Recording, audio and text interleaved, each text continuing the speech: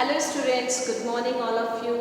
Me Disha Tripathi again with you with a new chapter of your supplementary book, that is chapter number 1, How the Camel Got His Hump. This is the chapter number 1 of your book. So we will start from this chapter. This is a very short chapter regarding the camel, how he got its hump and what is the reason behind his hump. So we go through it. Howling Desert, because we will start from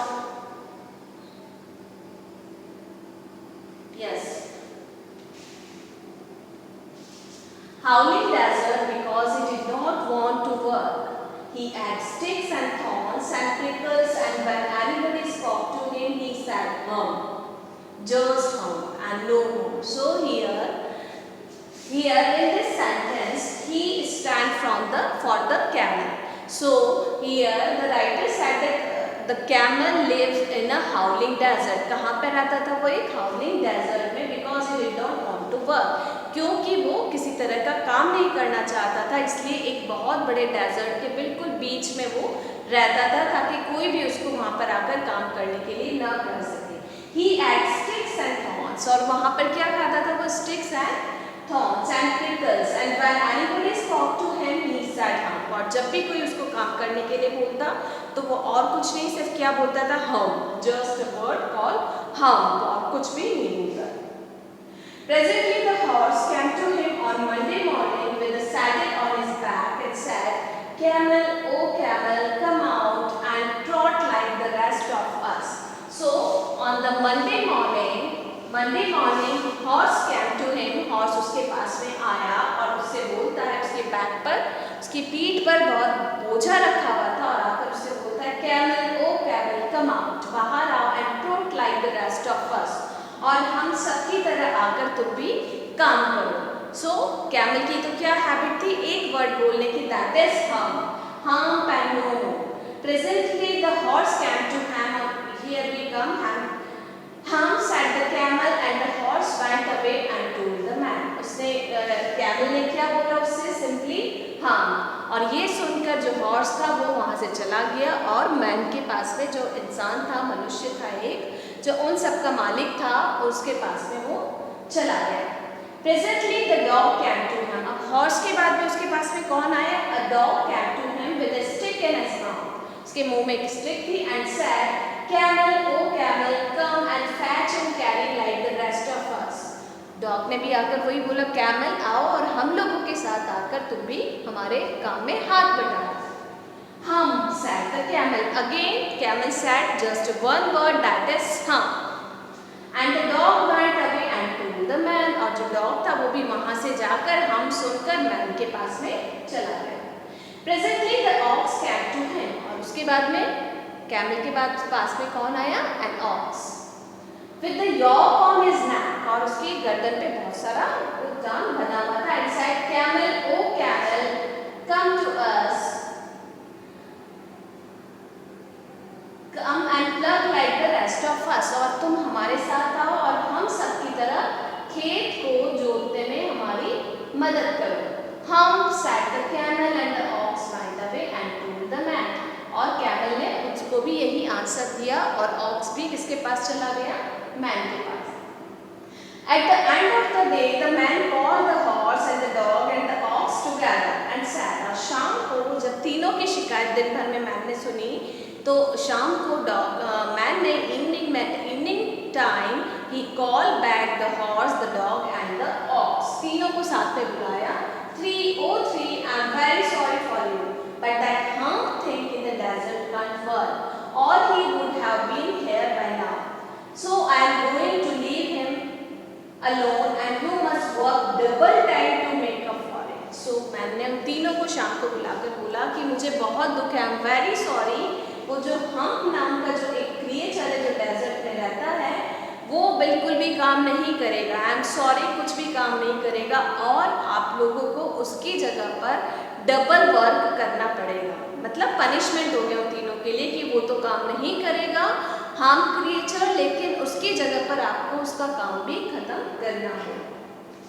Then he said hump and went away. Presently there came along the gin And he said that made the three very angry. और जब man की ये बात सुनी तो वो तीनों जानवर बहुत ज़्यादा गुस्सा हो गए. And they held a panchayat on the edge of the desert, and the camel came chewing curd and logged at them.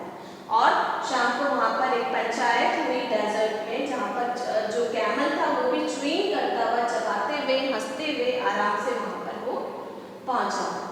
Then he said, और वहाँ पर पहुँचकर वो अगेन क्या बोलता है, हम, and went away again, और वहाँ से वापस चला जाता है. Presently there came along the jinn who was in charge of all desert, rolling in a cloud of dust. वहाँ पर एक जिन आया जो कि उस डेजर्ट का इंचार्ज था. क्लाउड्स में रोल करता हुआ, गोल गोल घूमता हुआ वहाँ पर एक जिन आया. जिन of all desert said the horse, is it right for animal to be eaten. तो हॉर्स था, जैसे जिन्न को देखा तो उससे बोला कि जिन्न महाराज आप तो पूरे रेगिस्तान के इंचार्ज हैं, क्या ये सही है, कोई फालतू किसी का बैठना क्या सही चीज़ है? Certainly not, said the jinn. Jinn replied, no. Well, said horse, there is a thing in the middle of your desert with a long neck and long legs, and he hasn't done anything. तो आगे वो लोग शिकायत जिन्न को करते हैं कि आपके डेजर्ट में एक ऐसा क्रिएचर रहता है जो ना तो कुछ काम करता है, बस वहाँ पर दिन भर बैठा रहता है. A stalk of earth, Monday से उस क्रिएचर ने कुछ भी काम नहीं किया था. When said the jinn, whistling, that's my camel. What does he say about? तो जिन बोलता है हाँ मैं उसके बारे में जानता हूँ, वो और कोई नहीं, वो कैमल है. Very good, said the jinn. I will hump him if you will kindly wait a minute. तो वो बोलता है तुम थोड़ी देर इंतजार करो, मैं उस हम्प से मिलके आता हूँ. The jinn rolled himself up in his dust cloak and took a walk across the desert and found the camel looking at his own reflection in a pool of water. और जिन्न अपने वापस से clouds में घूमता घूमता घूमता रेगिस्तान के बीच में पहुंचता है, जहाँ एक छोटी सी नदी में जो कैमल था वो अपनी परछाई को देखता हुआ रहता है. My friend, said the jinn, what is this I hear of your doing no work? तो जिन्न जाकर बोलता है मेरे दोस्त ये मैं क्या सुन रहा हूँ, तुम कुछ भी काम नहीं करते हो. The jinn sat down with his chin in his hand while the camel looked at his own reflection in the pool of water. तो जिन्न वहाँ पर बैठ गया अपने चिन हाथ को रखते हुए, और जो कैमल था वो कंटिन्यू अपनी परछाई को पानी में देखता है. You have given the 3 extra work ever since Monday morning, all in account of your idleness, said the jinn, and he went on thinking with his chin in his hand. तो बोलता है तुम्हें you have given the 3 extra work, तुमको 3 काम दिए गए थे Monday के बाद में, लेकिन तुमने एक भी काम नहीं किया. हम, said the camel. कैमल ने क्या जवाब दिया उस चीज का भी? हम. I shouldn't say that again if I were you, said the jinn. You might say it once too often. I want you to work. And the camel said, हाँ again. तो जिन्न कहता है मैं चाहता हूँ कि तुम कुछ काम करो, और इसके रिप्लाई में भी कैमल क्या जब रिप्लाई देता है उसको? हाँ. But no sooner had he said it than he saw his back that he was so proud of, puffing up into a great big hump. और वो अपनी जो बैक थी जिसके ऊपर एक हम्प आई हुई थी जो फूलती जा रही थी उसके घमंड की वजह से, क्योंकि बिकॉज ही वॉज वेरी प्राउडी, सो उसकी हम्प वो धीरे धीरे दिनों दिन बढ़ती जा रही थी. उधर जिन्न का उसके ऊपर जिन्न का ध्यान रहे. Do you see that, said the jinn, that's your very own hump that you have brought upon your very own self by not working. तो जिन्न को एक दिमाग में आइडिया आता है, उससे बोलता है तुम्हें पता है जो तुम्हारी पीठ पर ये जो हम्प है, हम्प मीन्स ऊँट की पीठ पे जो एक बड़ी सी हम्प होती है जिसको हम कुबड़ बोलते हैं, उसके लिए जिन्न बोलता है कि तुम्हें पता है तुम्हारी पीठ पर ये हम्प क्यों बढ़ती जा रही है, क्योंकि तुम काम नहीं करते हो, और तुम काम नहीं करोगे तो ये दिनों दिन बढ़ती जाएगी. Today is Thursday and you have done no work since Monday. आज थर्सडे है और मंडे से तुमने बिल्कुल भी कोई काम नहीं किया है. When the work begin, now you are going to work. इसलिए मैं चाहता हूँ कि तुम आप काम करने के लिए जाओ. You are going to work. That has a purpose, said the jinn. All because you missed those 3 days. You will be able to work now for 3 days without eating because you can live on your hump. And don't you ever say I never did anything for you. तो जिन्न उसको बोलता है मैं तुम्हें advice करूँगा तुम इसी वक्त चले जाओ क्योंकि तुमने मंडे से अभी तक कोई काम नहीं किया और तुम्हारी हम्प इस वजह से बढ़ती हुई जा रही है और तुम बिना खाए 3 दिन तक अपना लगातार काम करते रहो क्योंकि तुम ऑलरेडी बहुत सारा खा चुके हो, तुम्हारे बहुत सारा हम्प में डस्ट स्टोर हो चुका है, तो तुम लगातार 3 दिन तक नॉन स्टॉप काम करो, ये मेरी एडवाइस है। आगे तुम ये मत कहना कि मैंने तुम्हें बताया नहीं। And the camel went away to join the tree, और ये सुनकर जो कैमल था उसको थोड़ा सोचा उसने और वो उन तीनों friend that is ox, horse and dog की हेल्प करने के लिए चला जाता है।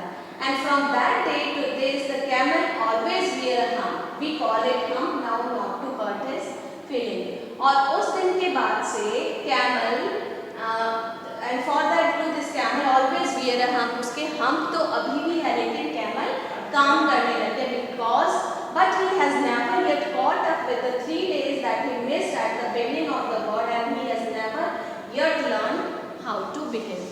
वो हम्प अभी भी है लेकिन वो हम्प किस लिए है, क्योंकि उसने जो 3 दिन थे उन 3 दिन में उसने काम नहीं किया था, उस वजह से वो हम्प बन गई थी। वो हम्प आज भी कैमल के अंदर हमको देखने को मिलती है। So this is your chapter. This is a very simple chapter. Read it thoroughly from your book and thank you very much.